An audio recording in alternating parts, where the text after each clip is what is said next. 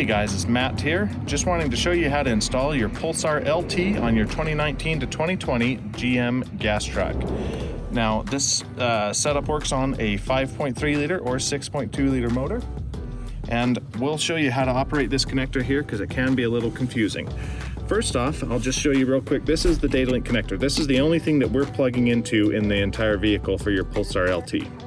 Now, this little red locking tab can be kind of a pain. It locks this rotating connector in place, and I'm going to just use a screwdriver here to kind of pop it up and get it out of this channel right here. So as you can see, we just pop it up and it retains. Now, your red clip may come out of the connector. If so, you can slide it back in, no big deal. The next part of this connector, which can kind of be a little subtle, is this collar here has to actually go up, and this portion rotates counterclockwise. So what you actually have to do is down here on this bottom right side of the connector, there's a little tab. So we actually have to push that tab in and start sliding this connector up. I've pulled the connector off of its mount here so that we can have a little bit better access and give you a better shot of this. So this is the lower locking tab right here. So basically we're pushing in on that and you'll hear a little click, and then you can start to slide this collar up.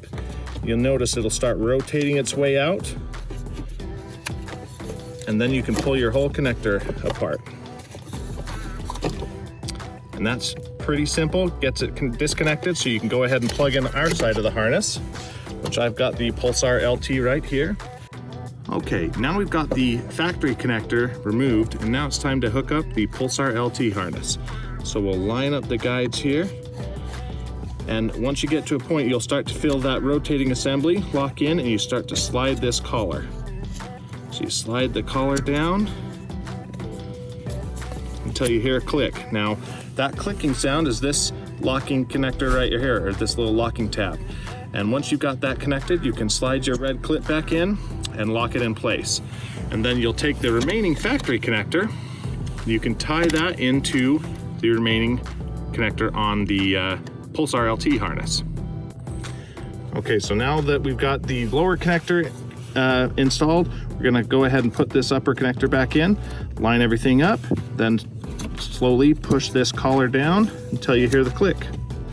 Okay, I kind of muffled the click there with my hand, but again, it was this locking tab right here going into place. And then we push down the red connector, which gets you all locked up and you're good to go. And your Pulsar LT is now installed.